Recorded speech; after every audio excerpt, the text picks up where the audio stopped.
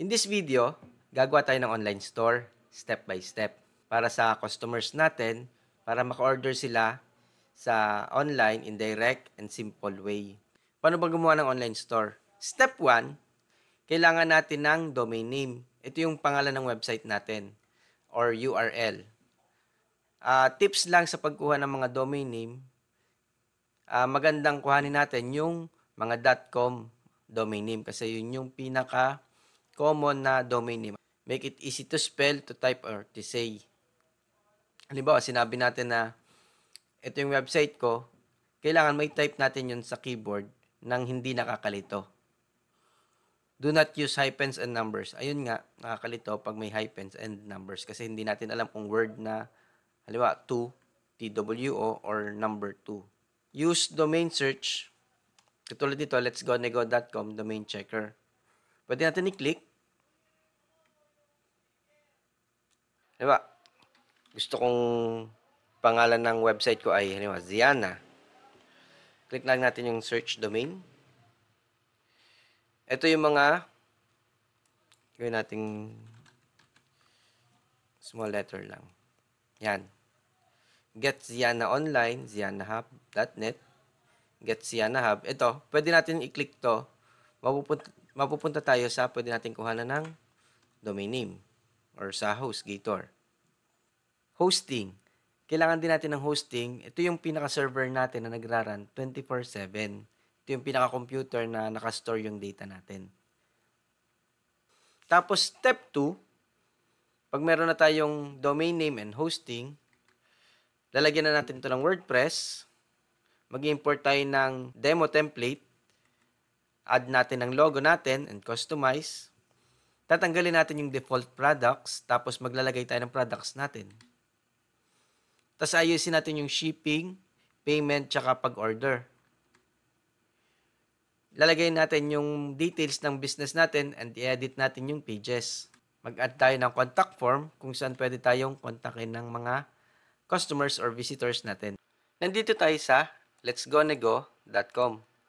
Pwede natin i-download yung notes kanina doon sa discuss natin. Lalagay natin yung email dito. Tapos mag-i-email sa atin. Tapos click natin tong get hosting and free domain name. Okay. Pag kinlik nyo yung button at nag-sign up kayo sa HostGator, meron akong maliit na commission sa HostGator kasi partner nila ako as affiliate. Wala yung extra bayad sa inyo and then meron pa tayong nakukuha na 70% discount dun sa link na yon. And salamat sa paggamit ng link, salamat sa suporta.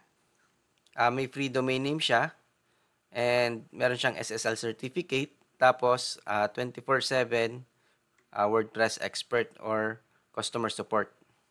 And then, meron din siyang 30-day money-back guarantee. Halimbawa, hindi natin gustong ituloy within 30 days, pwede nating ibalik yung hosting and then ibabalik nila yung binayad natin. Click natin itong Get Started. Meron dito, Baby Plan, Business Plan, Hatchling. Dito lang tayo sa Hatchling. Meron na siyang 10 websites. Click natin yung Choose Plan. Dito, lagay lang natin yung gusto nating domain name. Halimbawa, ito yung gusto kong domain name, Kidziana Shop. Click natin itong search for domain. Ito siya. Naka 3 years siya. Pwede natin gawing 1 year lang muna. Tapos, tanggalin natin itong domain privacy protection.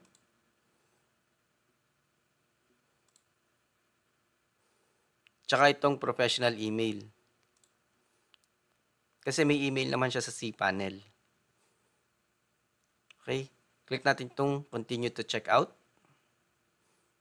$41. $41, 41 times kung magkano man ang palitan, halimbawa 57 ang palitan, 2,300 yung babayaran natin. 2,300 pesos. Okay? Continue to check out.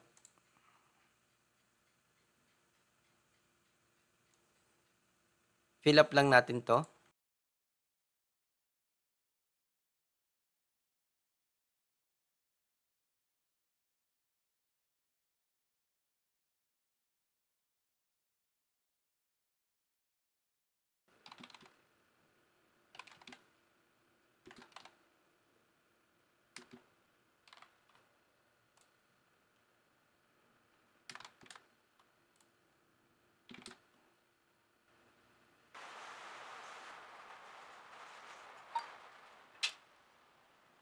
Meron na tayong hosting and domain name.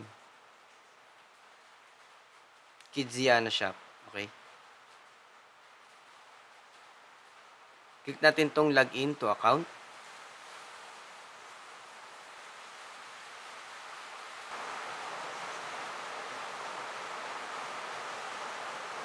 Automatic, meron na siyang WordPress. Click natin tong login to WordPress. Click natin tong start setup.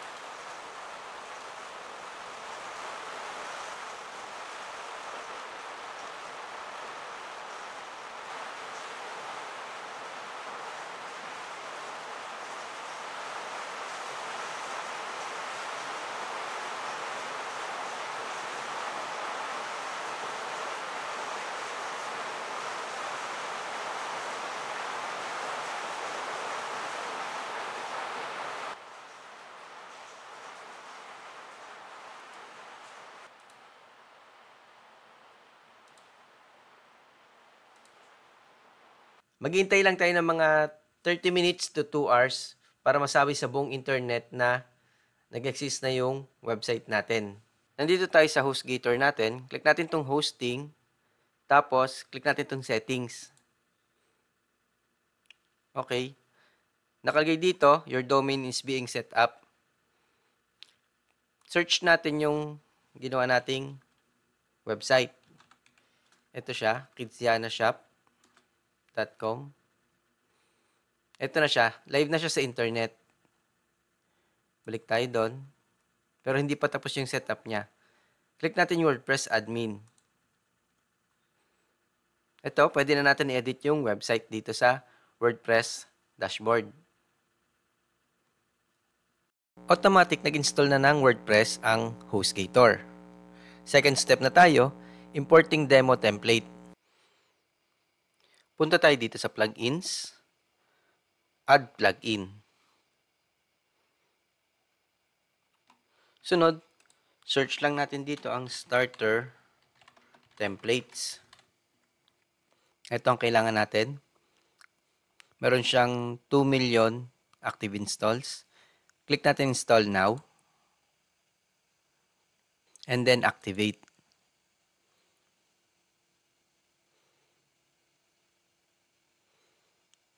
Okay. How would you like to build your website? Dito lang tayo sa Classic Starter Templates. Click natin yung Elementor. And then search lang tayo ng gusto nating template. Or dito, lagyan natin e-commerce, online shop. Ito na yung mga online store na pwede natin pamilian. Ito, halimbawa, ito yung napili natin. Pwede natin i-click. Ito magiging itsura ng online store. Diba, nag-click tayo ng product. Ito magiging itsura ng product descriptions niya. Okay. Pwede na tayo mag-upload ng logo dito. Halimbawa ito.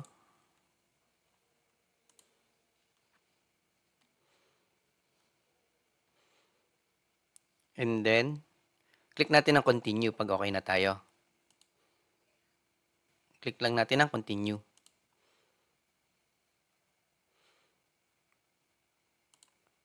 Lagyan lang natin dito siguro intermediate tsaka myself. I understand, submit and build my site.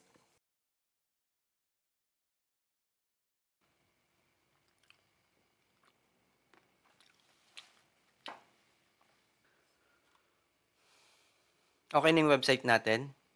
Click natin yung view your website. Refresh lang natin.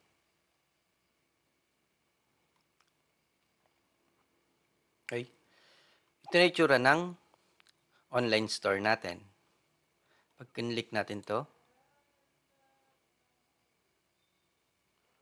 ito na yung itsura ng products niya.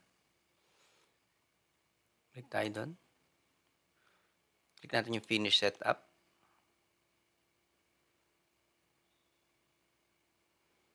Nakapag-import na tayo ng demo template. Sunod naman natin gagawin, adding logo and ko-customize natin yung online store. Okay. Punta lang tayo sa online store, visit site. And then click lang natin yung customize. Ito.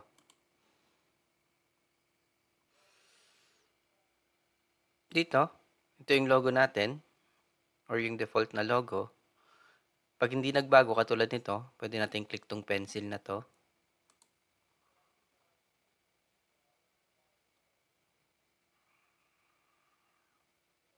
Okay, back lang natin ng isa. Dito, site title and logo. Pwede natin change logo. Click natin to. Select. Click natin ng skip cropping. Ito na yung logo natin.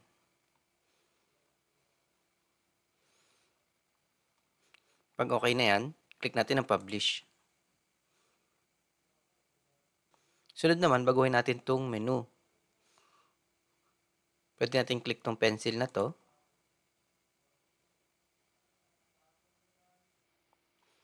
Click natin to configure menu.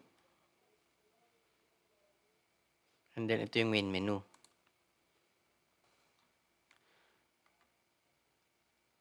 Click natin yung add items. Dito,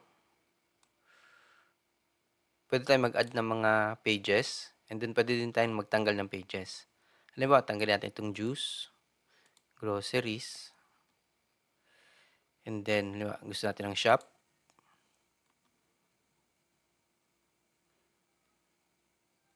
Ito siya. And then, tanggalin natin yung everything. Palit natin yung shop. Taas lang natin. Pag okay na tayo, click na natin yung publish. Pwede natin close to. Ito na yung menu natin. About, shop, at saka contact. Napalitan na natin yung logo at saka na-customize na natin yung menu. Sunod naman natin gagawin, tatanggalin natin yung mga products and then mag-add tayo ng sarili nating products. Balik tayo sa dashboard. Punta tayo sa products, all products. Ito yung default products ng template natin. Click lang natin to. Back actions. And then move to trash. And then apply.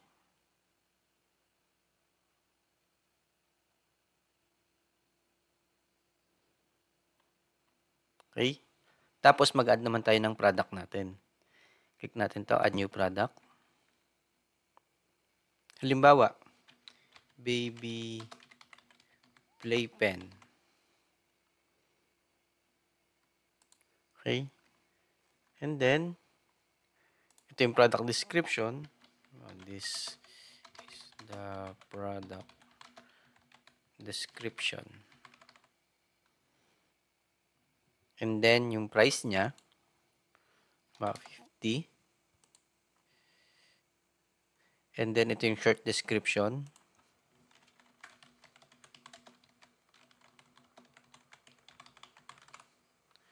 Okay. And then, category. Add tayo ng category. Bawa, baby products. Yon. Tapos scroll natin dito. Product image. Upload tayo.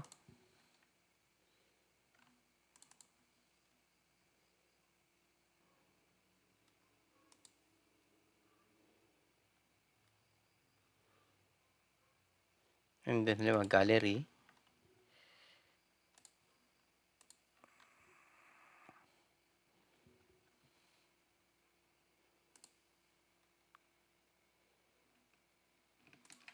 Halimbawa, yung dalawang yan.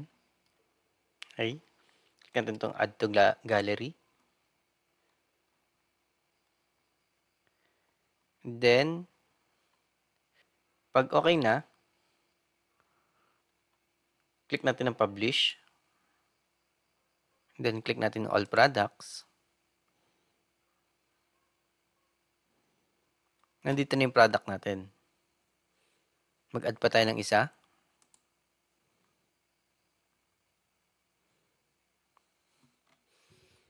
Halimbawa, baby feeding bottle.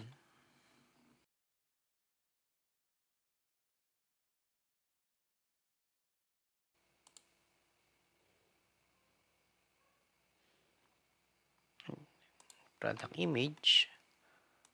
Load.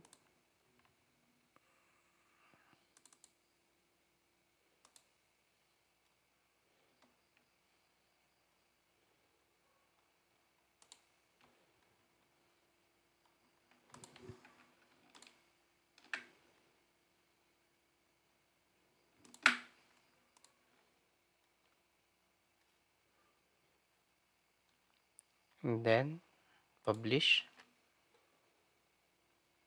Click natin ang all products. That may dalawa na tayong product dito. Ito. Visit natin sa store. Refresh lang natin. Click natin yung shop. Ito na yung products natin. Pag kinlik natin halimbawa, ito yung title niya. Ito yung short description niya. Yung nasa baba. And then, ito yung product description niya. Check natin. Okay. Ito yung product description. Nandito sa baba ng product page natin. And then, yung short description, ito yung madalas nababasa. Ito nandito sa baba na to. Dito.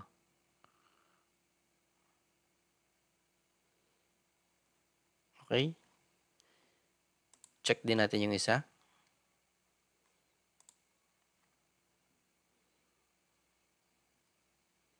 Yan. And then, ito yung gallery niya. Nakapag-add na tayo ng products. Ngayon, shipping and payment methods naman ang aayusin natin. Click natin yung add to cart. Then, view cart. Ito siya. Click natin yung proceed to checkout. Wala pa siyang shipping at saka payment method. Punta tayo sa dashboard. Punta tayo sa WooCommerce. And then, settings. Lagay lang natin dito, Philippines.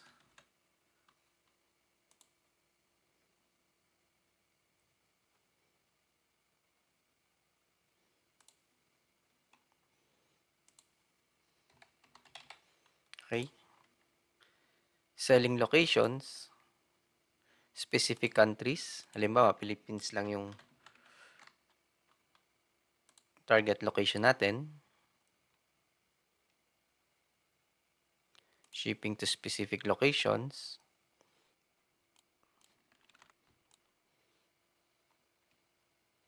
Okay. And then dito sa currency, mapansin natin, naka-dollar pa siya. Palitan lang natin ng peso or Philippine peso. Okay. Click natin save changes. Pag ni-refresh natin, ayan, naka-pesos na siya. Sunod, dito tayo sa shipping. Ito, add shipping zone.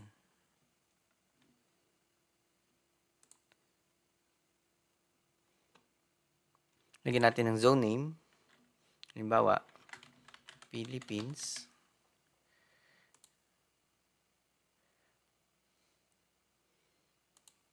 Hanapin lang natin ang Philippines. Ito. And then, add shipping method. Halimbawa, free shipping. Continue. No requirement, create and save. Meron na tayong shipping method. Refresh natin. Ito na siya. Enter your address. Kasi Philippines yung sinet natin. Dito, gawin na lang nating postal code. Halimbawa, 4216, 4233. And then, yung mga postal code na pwede nating i-ship. And then, click natin ng Save Changes. Okay? Dito, refresh natin. Yan. Since 4233 ang postal code, ito siya, free shipping. Tapos halimbawa, gusto nating lagyan ng charge ang shipping, click natin itong add shipping method, flat rate.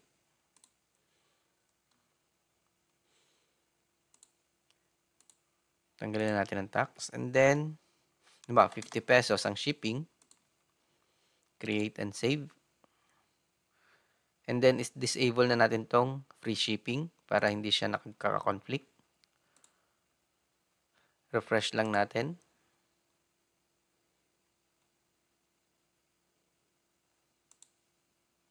Click muna natin yung Save Changes.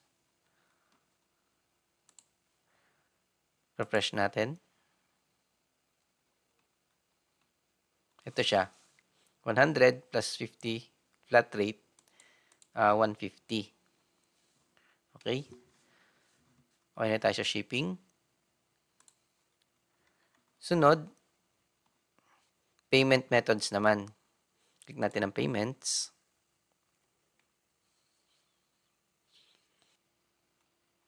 Close muna natin to. Click natin tong take offline payments. Pwede nating gamitin ang bank transfer or cash on delivery. Halimbawa, cash on delivery muna. Yan. Pag na-refresh natin,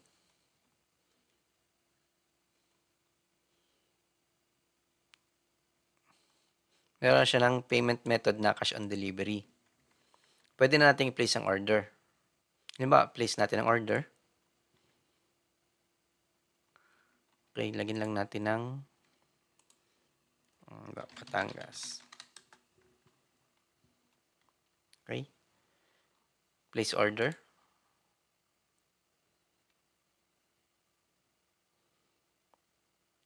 Yan, ito na yung order. Ito na yung details, number, tsaka email ng order. Check natin sa WooCommerce. Ito, orders. Ito na yung order.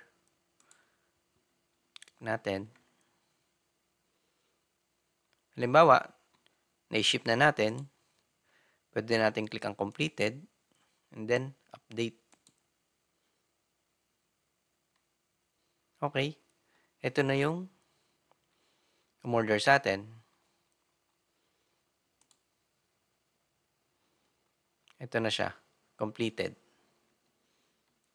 Tapos na natin ayusin yung shipping at payment methods. Sunod naman, mag-edit tayo ng page para sa personal branding naman natin or sa branding ng business natin. Punta tayo sa pages, all pages. Tapos halimbawa itong homepage. Click lang natin tong Edit with Elementor. Click lang natin tong Skip.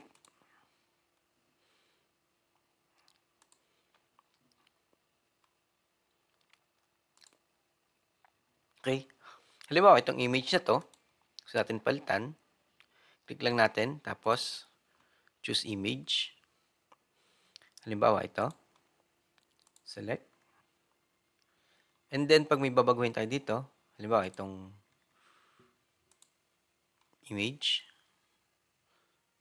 Pwede na ang logo natin siguro. Masyadong malaki.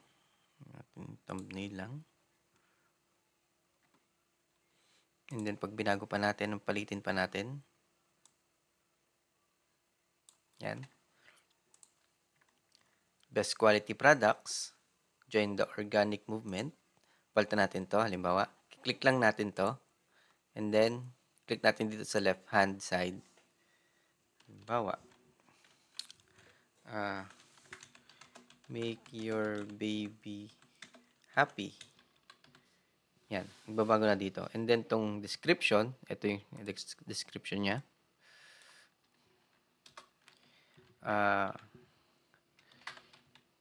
Kidziana shop is made for your babies. Halimbawa, ganyan. Pag binago natin dito, mababago din dito. Or pwede rin natin edit dito. Period. And then, happy baby, happy family. Okay? Halimbawa, ganyan ang description. And then, dito sa button, click natin yung button, meron ditong link. Diba? Punta tayo, palitan natin ang halimbawa, shop page. Yan.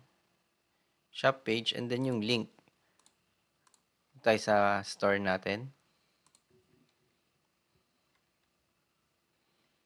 Punta tayo sa shop page. Click natin tong URL. Copy natin.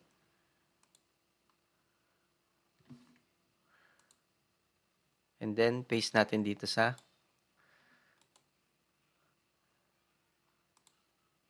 link. And then, publish natin.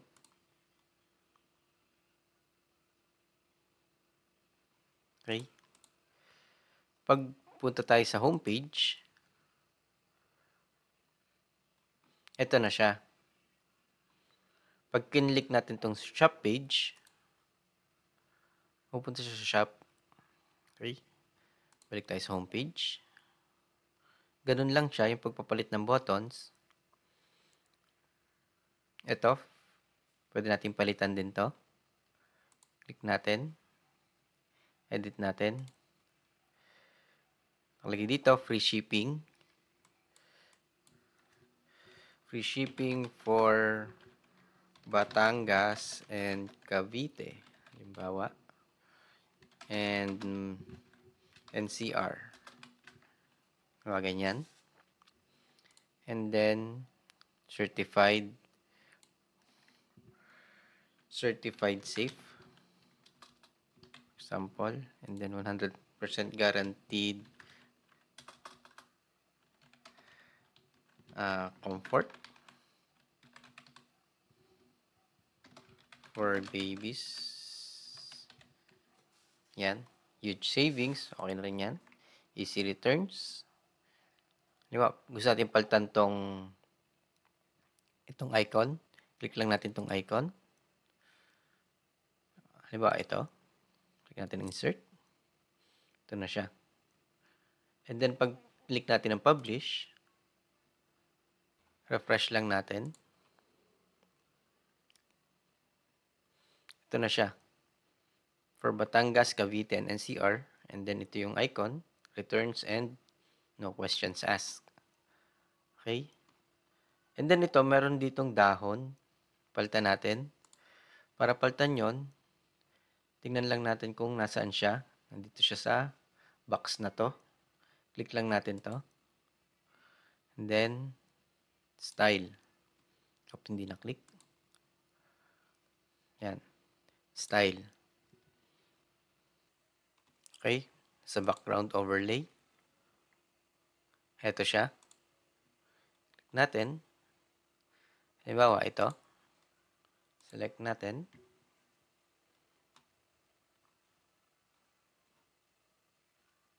Yun na siya. Okay. Yun. And then, pag okay na tayo, click natin ang publish. Pag na-refresh natin, yun na yung image. Ayusin natin. Pangit pala nung image. For example, ito na lang logo. Okay. Natin publish. Then refresh. Yan. Ito na siya. Okay. Ganun din sa lahat ng mga nakasulat dito. Pwede natin baguhin. And then, halimbawa ito. Gawin nating contact now.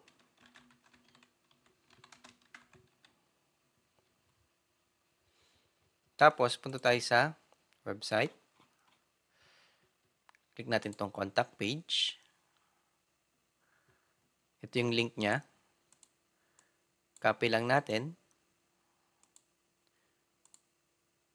Tapos, paste natin dito sa link.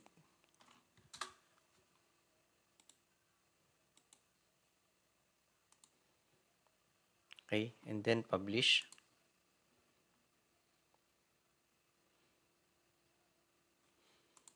Pag na-refresh natin, tayo sa home.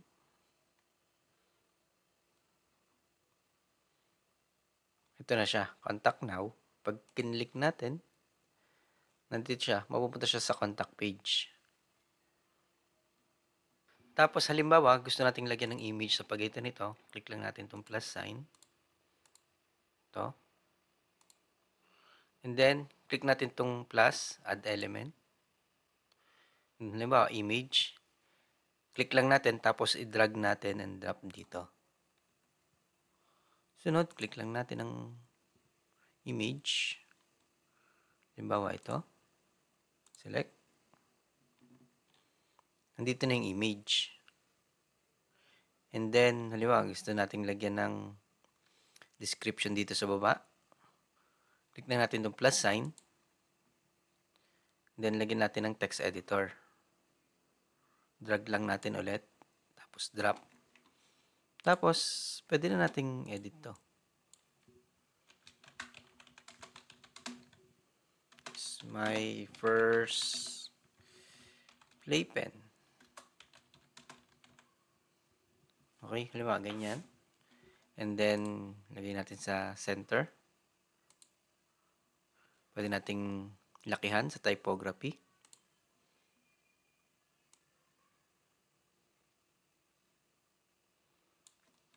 Okay.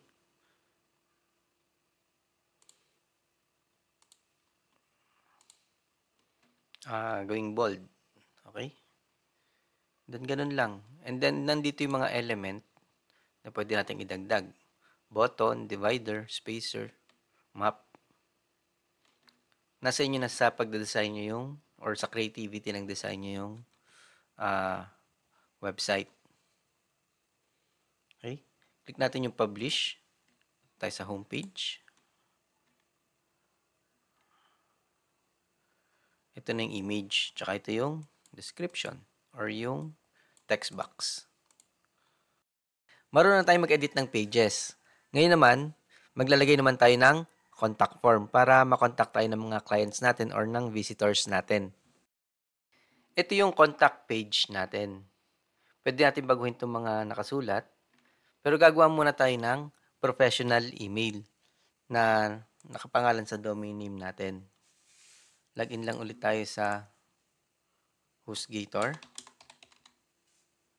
Click lang natin tong no thanks. And then, dito sa quick links, nandito yung cPanel. Click lang natin. Okay. Agree lang tayo. Okay. Nandito, click natin yung email accounts. Pwede tayo mag-create ng professional email natin. Ito, kidsianashop.com. Halimbawa, contact or support. Ako na yung contact. contact@kidsianashop.com. Lagyan natin ng password.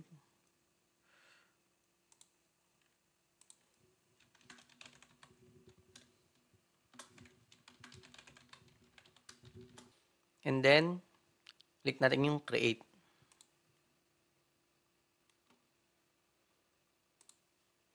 Yan. Meron na tayong email. Click natin check mail.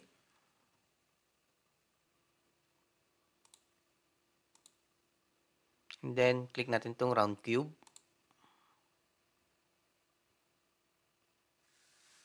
Yan. Ito na yung professional email natin. Halimbawa, compose tayo. Halimbawa, to Mark Ian Developer at gmail.com. Halimbawa, test message. This is okay. And then, click natin yung send. Okay. Pag tingnan natin sa Gmail, ito pala siya. Contact. Ito, this is a test message. Test message. Nandito na pala siya. Okay na. Makikita natin, ang email address niya ay contact@kidsianashop.com. Ito yung domain name natin. Maganda siya as para makapag-build ka ng branding at saka malaman na galing dun sa website yung tong email na to or tong email na sinend natin. Sunod, reply tayo. Halimbawa, works. Send. Check natin. Refresh. Yan. Nandito na siya. Okay na. It works. Okay. Gumagana na siya. And then, punta tayo sa contact. Ito ang contact page natin. Click natin yung edit with Elementor. Tapos punta tayo sa plugins. Add plugin. Or ganito siya. Punta tayo sa plugins and then nandito yung add plugin. And then pupunta tayo dito. Hanapin lang natin ang contact form. Ito siya. Contact form 7. Install now. And then activate.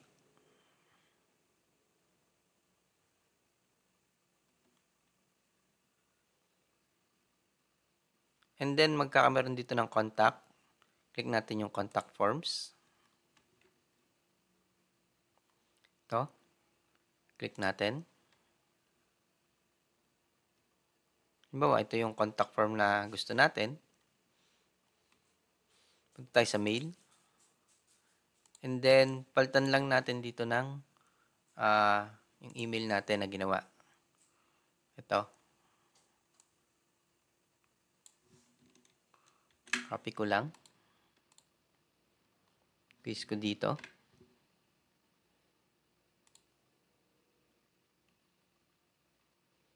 Okay. Then, click ko yung save.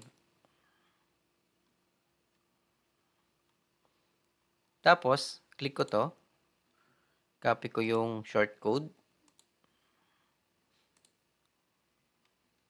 Sa contact page. Search lang natin dito sa widgets. Dito. Add element. Short code. Ito. Drag lang natin. Siguro ay dito. Paste natin.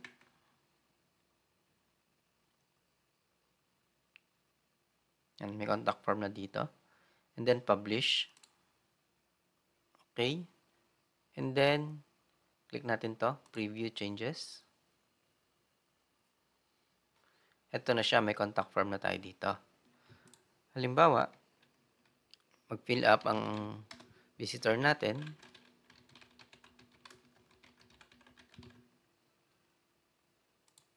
Subject, hello there, test message 2, then submit. Okay, nakalagay, it has been sent. Pupunta siya sa professional email natin. Ito, nandito na siya. Hello there. Pag nag-reply tayo, magre-reply tayo sa in-input niya na email. Yan, nag-reply siya sa inilagay kong email. Okay, and then, pwede natin this is the reply. Then send. Okay, and then mapupunta siya sa email address na nilagay ko kanina. Ito na siya. This is the reply. Okay? Yung details dito sa contact form, pwede natin baguhin. Hawa, ito. Ginawa natin ay contact at kidzianashop.com. And then, tanggalin natin to. Yan. And then, yung address, pwede natin baguhin. Halimbawa, Tanawan City, Batangas. Okay. Tapos, phone number, click lang ulit natin. Yan. Halimbawa, +6394710101010. And then, dito, +631512345678 9. Yan. Diba, yan yung phone number ng business natin. And then, frequently asked questions, pwede rin natin baguhin. Ito siya. Click na natin. And then, yung tanong, where are you located? And then, yung sagot. We are located at, halimbawa, Tanawan City, Batangas. Yan. And then, yung mga frequently asked questions. Yun. Okay. And then, publish. Pag nakompleto na natin yung mga details ng business natin, good to go na yung online store natin. Okay, eto na siya. Where are you located? Pag kinlik siya, ito na yung sagot niya.